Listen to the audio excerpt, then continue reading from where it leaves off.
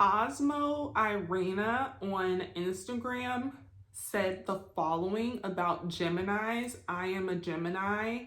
She said that Geminis should not work. We should be more focused on relaxing. We should do what resonates with our soul, that makes our eyes light up, that keep us highly motivated, and comes easily without burnout. Hard work and intense stress, i.e., work brings intense stress, can block the flow of abundance. We should find and follow our true calling. That is Cosmo Irena on Instagram about Geminis, Leos, which is my Pooks, and Aquariuses. And based off of Joey, yes, I agree with that for Aquariuses, because that fool. Moral of the story, I should not work.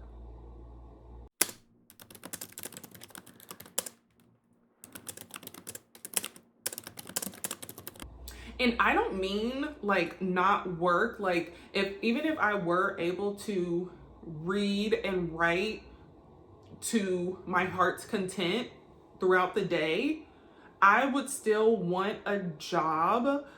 I just do not enjoy working for a living. No one in my 33 years has ever paid me enough. And as an indie author, there's a lot of financial burden that we take on. So yeah, and then like just as a person in the world, like expensive as fuck.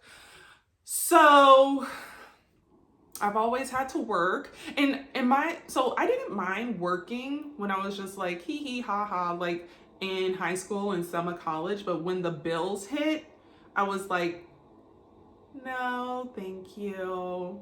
Ever since then, I feel like I've had a very negative connotation about work. And then probably as well, when I turned 26 and my mom cut me off, well, I turned 26 and I was cut off health insurance, I was like, and then health insurance costs this much, and I'm a beautiful, healthy woman, so I pretty much just get like annuals, and that costs like a certain amount of money, but what I put into insurance, like I don't get back.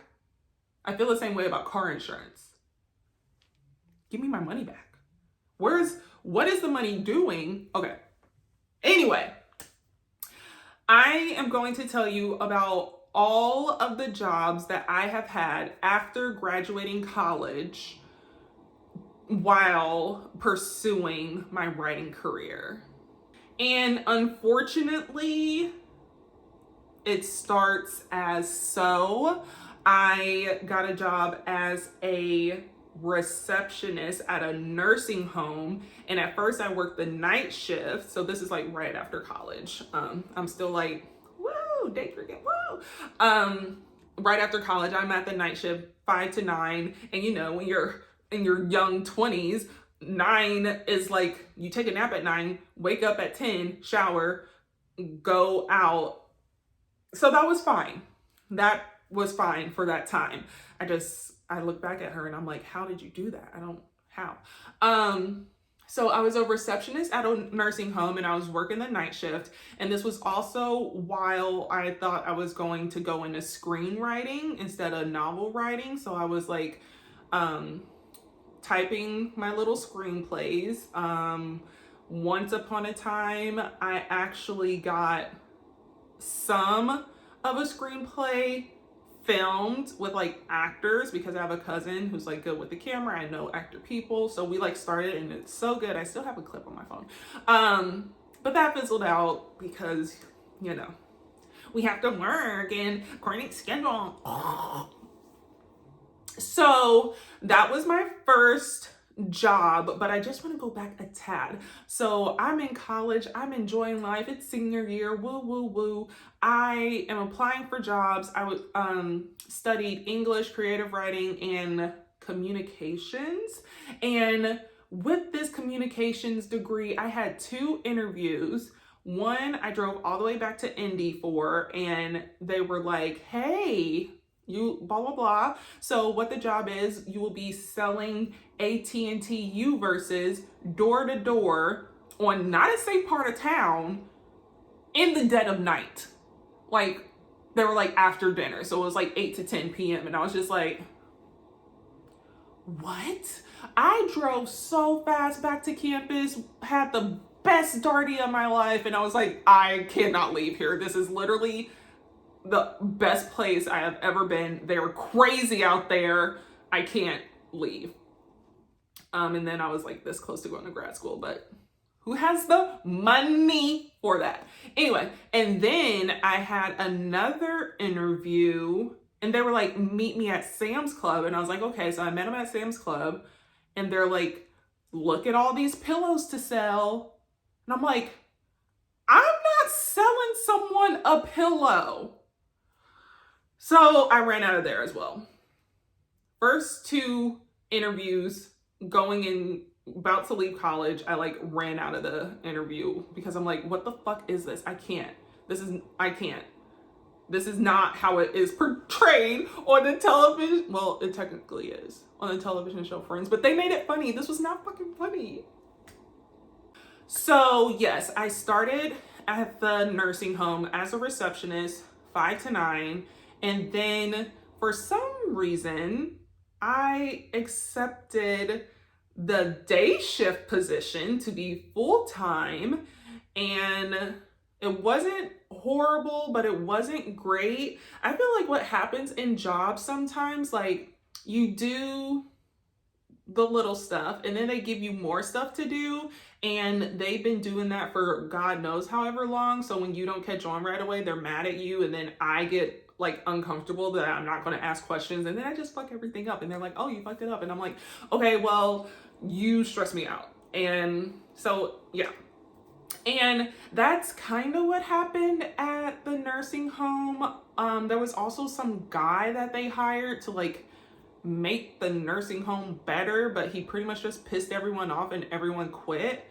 And I am not the best at getting places on time. So we had like a 7-minute grace period, and I don't know if that's 7 minutes. And I would like get there like 5 minutes after, and she's like, you're late. And I'm like, what about my 7 minutes? So that like kept happening and happening. And I was like, okay, I'm over this. So I applied for another jobs, and I actually got one through a temp agency for like some non-profit, not-for-profit organization.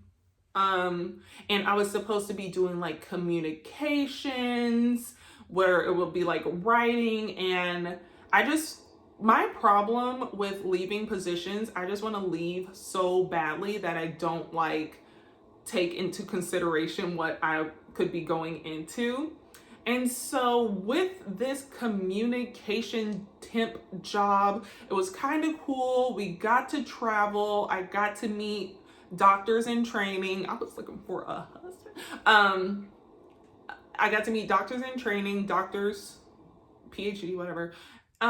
Just like getting to know various things about the body. But one instance sticks with me when it comes to that job. And yes, I got to use my degree. I was like reading and writing and editing. However, it was like medical stuff. And 1, I didn't understand it. And 2, all I really did understand after like the 7.5 pages with teeny tiny text was, like all they did was talk about poop. And I'm like, why? Like, So yeah, I was there for about 2 years. I was also at the nursing home for 2 years. And also when I switched from night shift to day shift full time at the nursing home, I like couldn't bring my computer in, because 5 to 9 I would do my computer, do my screenwriting, and then the day shift, like, I actually had work to do. I pretty much just, at 5 to 9, I pretty much just had to let people in, and I'm like, okay, great. But yeah, during the day there was like work to do, and I was like, whoa, not for Tay Tay. And then yeah, it was like I wanted to write, and at that time I wasn't writing on Docs, so I didn't, like, whatever, I was writing on Microsoft Word, so I didn't like have it with me, and that was just stressful. I'm just like, oh my god, I'm losing daylight on my manuscript, so that was really stressful. And then at the non-for-profit, I don't know the difference, people, but while I was there, yeah, I would do like my things that need to be done, and I would like read or write. I hate when they're like, oh, you don't have anything to do, let me find you something. No, leave me alone. Like, I did my job. Leave me alone. So as you know, I'm assuming if you ever work in an office space, you use the opportunity to print things. So I did that, and I did that there at the nursing home. After the profit place, I got, oh yeah, so I was a temp, and then I got hired on. I was like, woohoo. Not woohoo. I think the only reason why I was woohoo because I got health insurance. Anyway, after the non-for-profit, I got let go due to budget cuts, and it still cuts me to this day, because I remember my boss being like, oh, don't worry, I'm not leaving. And so I was like, well, if she's not leaving, neither should I. However, she wasn't like, y'all should start looking for jobs. So I got brutally let go, never been let go before, cried, thought it was a joke. Very embarrassing story that is like literally always sitting on my shoulder. I went back to temping a temp agency to get this next job, and yeah, so I'm calling this motherfucker out. It's ADT/Defenders, but Defenders doesn't work or doesn't exist anymore, so it's ADT only. ADT is ass. They suck. The whole company, their products, do not ever use ADT. If you have ADT and it's been less than 3 days that they installed it, call them back, get anything else, because it's horrible. Horrible customer service, horrible products, horrible. But the moral of the story is, on July 1st-ish, 2019, yes. July 1st, 2019 was my first day at Defenders, and I met one of my best friends of all time. That is the only good thing that came out of that place. And it was like, I don't want to say sales, but like we had to meet quotas, and it was kind of competition-y, and I'm not a competitive person, so I'm just like, hee hee, ha ha. Like, literally, I'm the person, I just do my job and go. I don't do more, I don't do less sometimes. And they're like comparing us and putting our name on the board and And then, so like 9 times out of 10, you do temp for like 2 months. They say yes or no. If it's no, you're unemployed again. And they didn't say yes or no, and I was like, health insurance.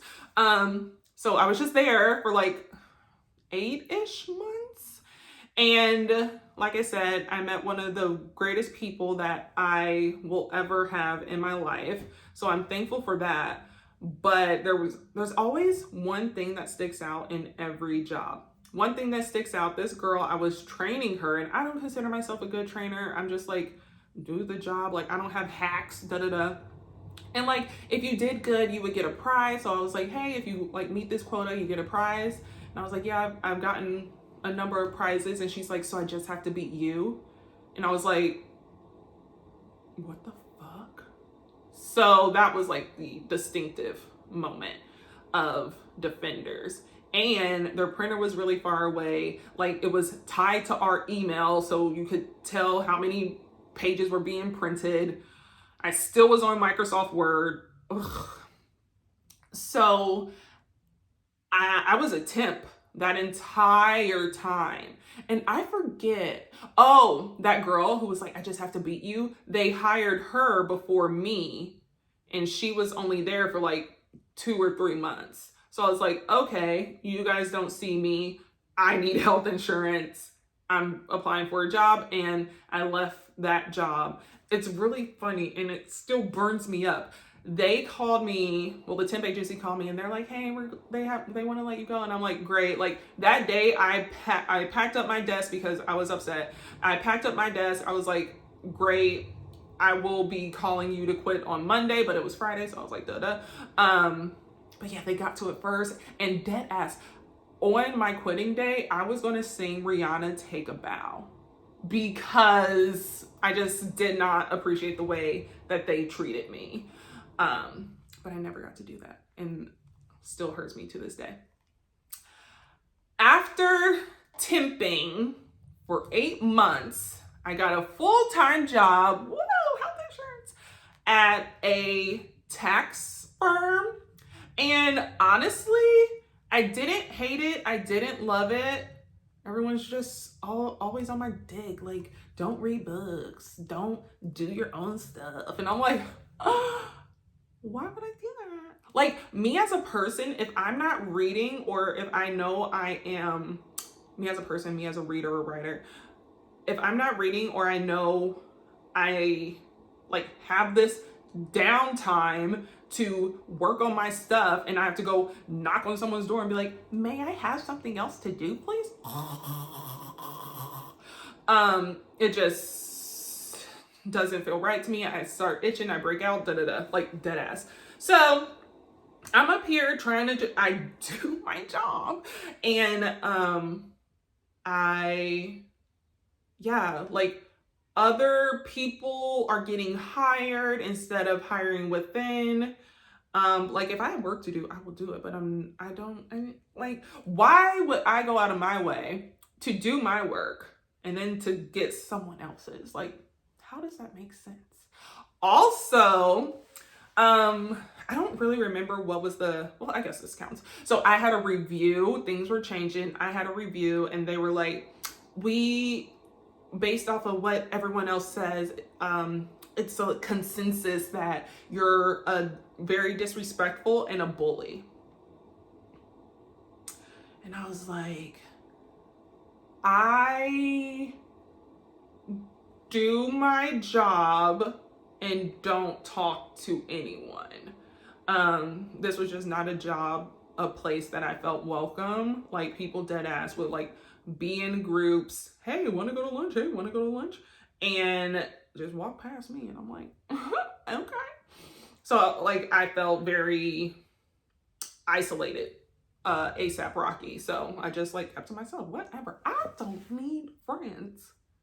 Work friends. Well, I didn't need those people, you know? So they said that disrespectful bully, and I was like, huh. And then the girl that was there, she was like, yeah, I was talking to you and you just turned around. I was like, I didn't have anything to say and you were done talking. Like, what? And if you, like, what? So, had to get out of there. And it was so funny. My coworker went on maternity leave one time, and it was the worst experience of my life. I don't like when people aren't in the office, but like tossing demands like it ain't nobody's business. And I'm just like, so my coworker was on maternity leave once, and it was horrible for me in the office. And I dead ass told her, I was like, you can't be pregnant again. 6 months later, she's pregnant again. And I was like, great. I'm applying for jobs. And yeah, I told her, and she was like, and then another girl quit too. And she's like, what the hell is happening? And I'm like, I told you not to leave. So I left there and ended up at a trucking company And this is how bad I am at being on time, y'all. This place was 5 minutes away. And still couldn't do it. And like, I did pretty well at that job because I was there for a year, and he was like, yeah, you're pretty good. Everything is on time and good, but you just need to get here on time. And I'm like, I know, like, it's a curse. My mom, her mom, like, it's a Maxwell female curse. Dead ass. So yeah, on my review, he was like, oh, everything's going well. You're doing really good. You just need to be on time. And also, don't read your book at your desk. If you don't have anything to do, ask me and I'll do it. 1, he was there like twice a week. And 2, why? You're gonna have to put it on like my, what is it called? You're gonna have to put it on my job description. Cause I can't just be doing, no. I do what I do know. I don't do what I don't know, because that's not my responsibility. No. So, but I still wasn't on Google Docs. At this job, at the trucking company, I was like, okay, Google Docs, because I was also like bringing in my computer. And like I said, he was here like 2 days a week, and he's like, oh, I have cameras, and you bring your computer in here. What is that? You know what that makes me think? Da da da. And I was like, and he also like was upset that I didn't tell him I was an author. And I'm like, why would I? And just like me as a person, I don't really like, I don't, you know, it has to like come naturally, but I am not like IRL Taylor author. I'm just like a girl. That is how I found Google Docs, and I am so happy. It just relieves so much pressure. I'm at work tick-tacking on my keyboard. He's thinking I'm up here like, I don't know what he thought, but he thought I was focused and on the job, and I let him believe that. I had to leave there because it was kind of like my first job at the nursing home, where they were giving me more responsibility, which is fine, but they weren't explaining the responsibility to the point that I could understand it. And then they get mad because I'm doing it wrong, because they're yelling at me that I'm not understanding, and then I get sick, So I was just like, okay, I'm not doing this anymore. Back jobbing on the Indeed. And I found this, what kind of firm was this? It's like a consulting firm. I'm gonna just call it a consulting firm. They're probably still watching. So I left the trucking company to be at a consulting firm, and every job I get, I'm always like, okay, I'm gonna give it 2 years, and by then I will be popped off in the author sphere and not have to have a job.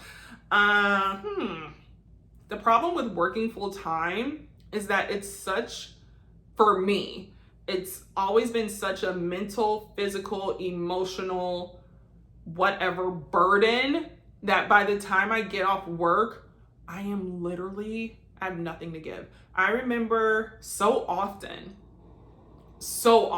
poor Nick, I would just come home, like sit down, fall asleep on the couch. Nick would wake me up for dinner and then go to bed. And in my unpopular opinion, for me, that is not the life I want to live at all. So I was at this consulting firm. Honestly, it was weird vibes from the get-go, just because of the job. But I was an executive assistant, so I was like assisting the executive, but like the job, I was like, this is weird. I still don't know how they're afloat, but scammers be scamming, ADT. Anyway, so I'm at this job as an executive assistant, and they just like, I will admit, I wasn't the best, because they like wanted me to do stuff, and I was like, I don't want to do this, but I would do a little bit, and they're like, oh, why haven't you done all of it? And I'm like, I want to. So I will admit I wasn't the greatest there. I was there for 6 months. Ooh, my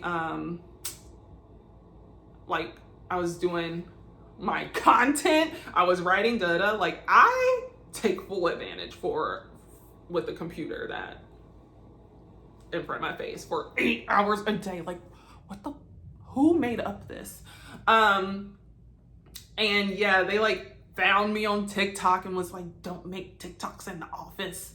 You can see stuff. And I'm like, this isn't my first TikTok in the office, so I know you can't see anything. But I was there for 6 months and had my first firing, you guys. They like fired the fuck out of me. And he colored it over with other things. Whatever. But it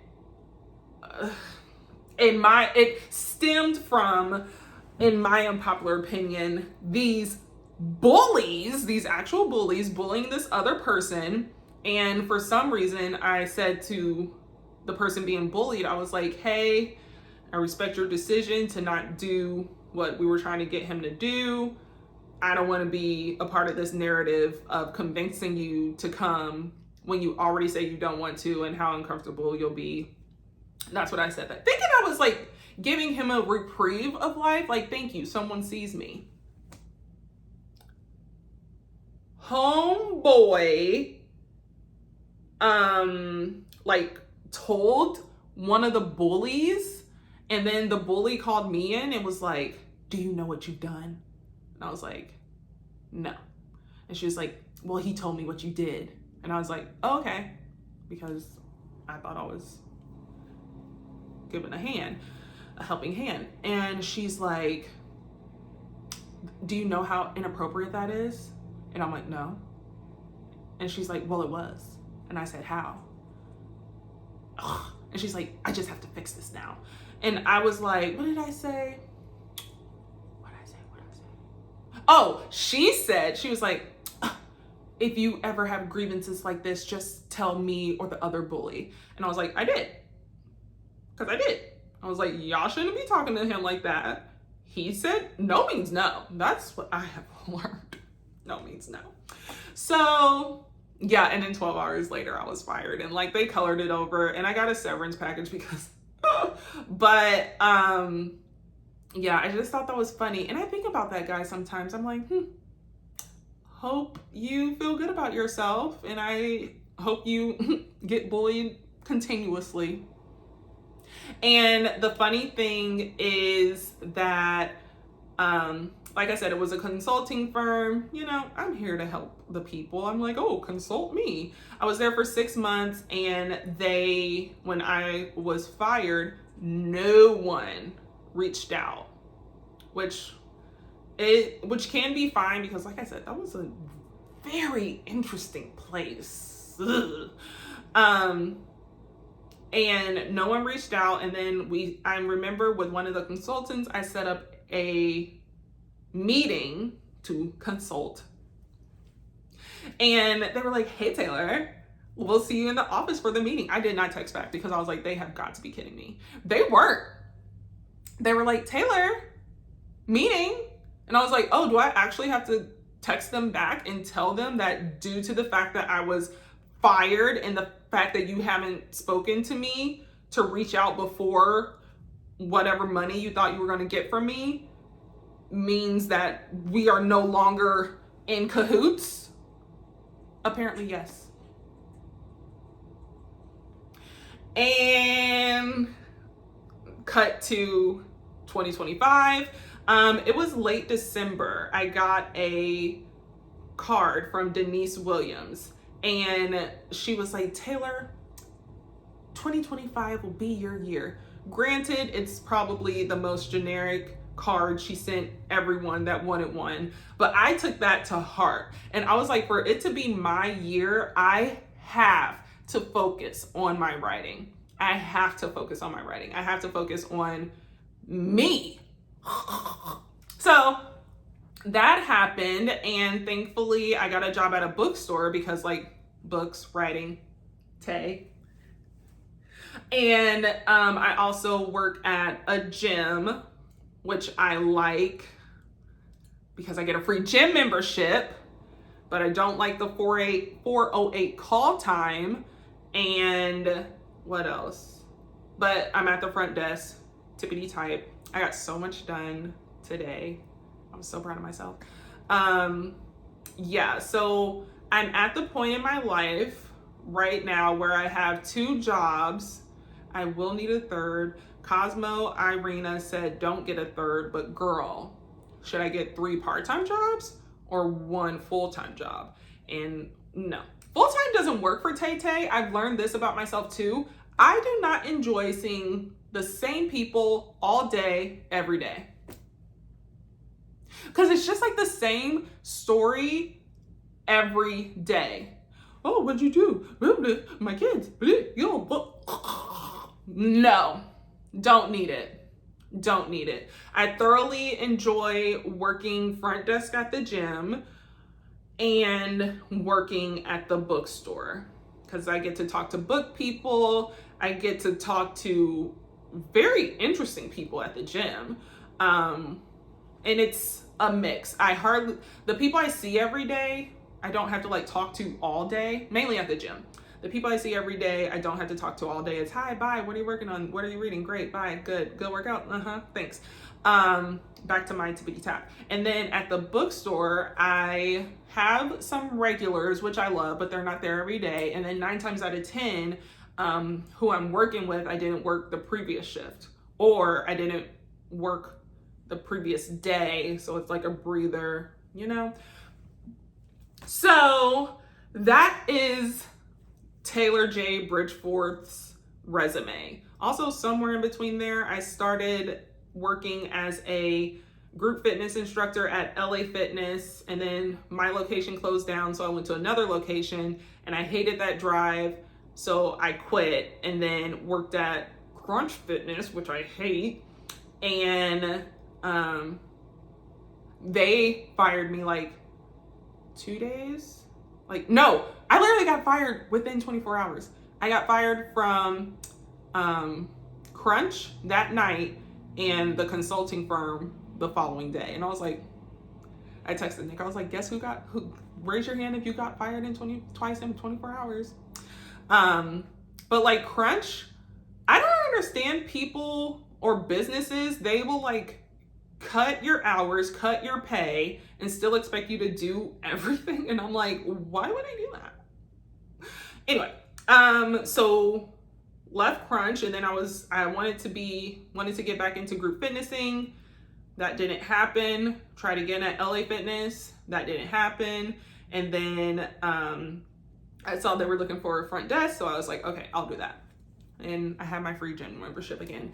And even though I hate my 408 call time, I do appreciate that it gets me up and at 'em, because like it's a very quiet 5 to 9. It's a very quiet space. So even though I'm like, hi, good morning, did you scan in? No. I still am able to like zone in on what I'm working on. So that is my resume. Like I said, I just need one more job and I feel like I will be good financially. And yeah, or y'all can just like buy all the copies of my book. Otherwise, if you work full time, well, see, I know as a writer, most writers also have to have a job, but it's all about, for me, one, having to work for a living, which is ass, but also like having to enjoy your work. That needs to be a thing, because like working all day and then trying to be creative, like that never worked for me. If it works for you, great. You have health insurance. I still don't have health insurance. But yeah, I don't want to work for a living. This is a nice place that I'm at mentally, but not financially. Because, you know, So yeah, I'm sorry for us all, but the moral of the story is that one of my favorite quotes is that dream was planted in your heart for a reason. And I have given up on writing a number of times, being tired, not like no creativity, like Irina said, fucking roadblock. And but somehow it's always come back to me. So this is what I do. What did she say? Find and follow the calling. Not I found it, but they follow me. Reading and writing follows me. So that's me.